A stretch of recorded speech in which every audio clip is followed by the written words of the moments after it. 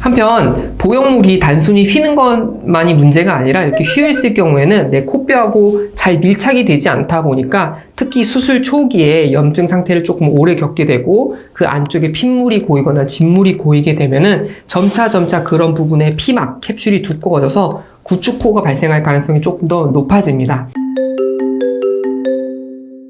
안녕하세요. 아베크 성형외과의 박성훈 원장입니다. 오늘 영상은 실리콘 보형물의 부작용 중에 가장 흔한 틀어지는 것에 대해서 한번 이야기해 보려고 합니다. 우리가 실리콘 보형물을 콧대에 사용을 할 때 굉장히 많은 분들이 부작용을 걱정을 하시는데, 부작용 같은 경우 구축이나 아니면 감염 같은 거를 얘기를 많이 하시지만 감염이나 구축 현상은 그렇게 흔하지는 않습니다. 대신 실리콘 보형물의 부작용 중에 더 흔한 것은 틀어지는 현상입니다. 보형물이 너무 높게 위치하거나 너무 아래에 있다거나 아니면 왼쪽으로 틀어져 있거나 오른쪽에 틀어져 있다는 거. 그래서 코 수술하고 나서 코가 더 삐뚤어졌다라고 얘기하시는 경우가 많아요. 실리콘 보형물이 콧대에서 틀어지는 이유 중에 가장 흔한 것은 제 위치에 있지 못하고 옆으로 이동해서 생기는 문제 중에 하나인데요. 실제 수술 사진 한번 보시면은 재수술 상담으로 오셨던 분의 사진이시고, 보시는 것처럼 내 콧대뼈가 위치가 있지만 위쪽으로 보형물이 가운데 있지 못하고 오른쪽으로 이렇게 틀어져 있게 됩니다. 이렇게 될 경우 겉에서 봤을 때도 보형물이 이렇게 틀어져서 휘어져 보이는데요. 설명 듣기로는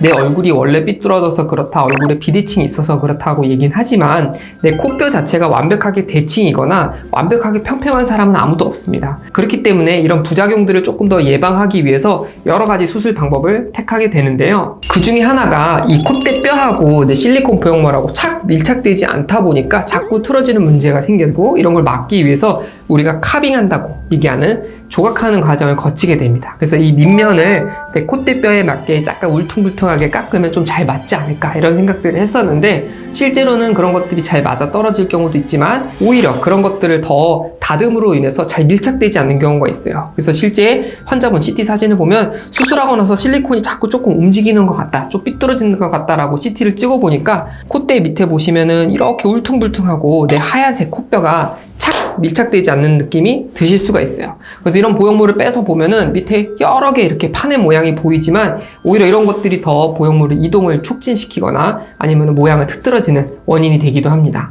그래서 최근에는 일반 보형물, 기성 실리콘 보형물과 3D 맞춤 보형물이 나와 있는데, 이 두 가지가 무슨 차이가 있는지 궁금해 하시는 경우가 있고, 사용하는 의사들 입장에서 의견이 분분하긴 하지만 가장 큰 차이로 보는 거는 내 콧대뼈에 정확하게 밀착이 돼서 접촉 면적이 많이 늘어나 있느냐, 그거를 보는 것 같아요. 그래서 실제 모델 사진을 보시면은 지금 이렇게 내 콧대뼈를 모델로 구형을 해놓고 실리콘 보형물이 얹어진 모습을 보시면 이렇게 틈새들이 조금 보이시죠? 이런 틈새들 같은 경우 정확하게 맞추기가 쉽지가 않습니다. 그에 비해서 3D 보형물 같은 경우는 우리가 쉽게 표현하면 맞춤 정장, 맞춤 한복, 맞춤 드레스 같은 거라고 보시면 돼요. 내 코뼈에 CT를 찍게 되면 내 얼굴뼈의 굴곡을 재현을 할 수가 있습니다. 그 재현은 토대로 내 코뼈에 쫙 밀착이 될 수 있는 보형물을 맞춤 제작을 하는 거예요. 그래서 지금 보시는 모델처럼 이렇게 보시면은 내 얼굴뼈에 보형물이 이렇게 얹혀졌을 때 특히 미간이나 콧대뼈나 매불 있는 콧등으로 떨어지는 부분들이 정확히 맞는다는 걸 보실 수 있고, 그에 비해 코끝 같은 경우는 이 부분은 보형물로 만드는 게 아니라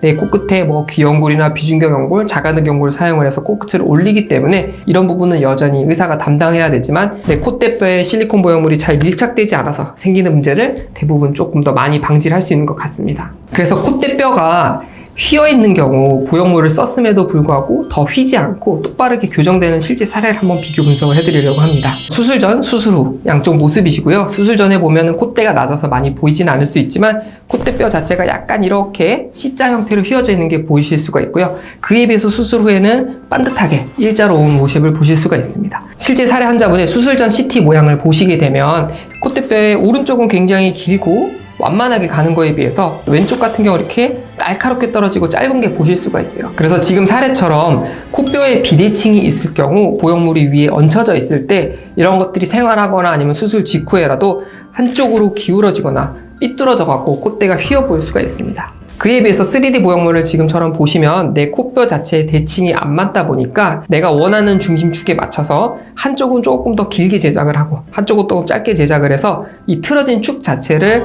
위에서 보형물이 맞춰줄 수가 있습니다. 그렇게 될 경우에는 굳이 조각하는 과정을 거치지 않아도 되고 뭔가 위태롭게 콧대뼈 위에서 달랑달랑하게 있지 않는 느낌이 들 수 있는데요. 수술 전 수술 후 모습을 보시면 우리가 계획했던 보형물 모양 그대로 이렇게 안착이 돼서 수술 후에도 코뼈가 더 휘지 않고 절골이나 이런 과정 필요 없이 3D 보형물만으로도 이렇게 가운데 축이 맞는 모습, 더 휘지 않는 모습을 보실 수가 있습니다. 한편 보형물이 단순히 휘는 것만이 문제가 아니라 이렇게 휘어있을 경우에는 내 코뼈하고 잘 밀착이 되지 않다 보니까 특히 수술 초기에 염증 상태를 조금 오래 겪게 되고 그 안쪽에 핏물이 고이거나 진물이 고이게 되면은 점차 그런 부분에 피막, 캡슐이 두꺼워져서 구축코가 발생할 가능성이 조금 더 높아집니다. 그래서 실제 사례 환자분 같은 경우 예전에 수술을 했고 코가 왼쪽으로 돌아가면서 만져보면 왔다 갔다 하는 느낌이 살짝 있었고, 또 최근에는 코끝이 실리콘이 비치기도 하고 들리는 느낌이 들어서 실제로 구축코 판정을 받으셨던 분인데요. 이 환자분의 수술 전 CT를 보시면 이렇게 하얀색 뼈가 보이고 띄어있는 보형물이 보일 텐데 안쪽에 조각 카빙이 되어 있는 게 굉장히 뚜렷하게 잘 보입니다. 이렇게 했음에도 불구하고 보형물이 정 위치에 밀착돼서 있지 못하고 이렇게 떨어져 있고, 단면도에서 보게 되면은 콧대뼈에 이렇게 밀착되지 못하고 위에 떠 있는 모습을 보실 수가 있어요. 이게 단순히 떠 있는 게 아니라 그 사이에 핏물이 고이고 진물이 고이고 그런 것들이 마찰해서 염증 세포들이 활성화가 되고 그런 것들 때문에 흉살이 쌓이고 결국에 캡슐로 진행이 되면서 두꺼워진 캡슐로 인해서 구축코가 생길 수 있어서, 이런 보형물 같은 경우는 내 콧대에 들어갔을 때 쫙 밀착이 돼서 잘 위치해 있는 것들이 수술 초기에 이런 염증을 빨리 넘길 수 있는 결과가 되기도 하고, 또 보형물이 틀어지는 부작용을 막을 수 있기도 합니다.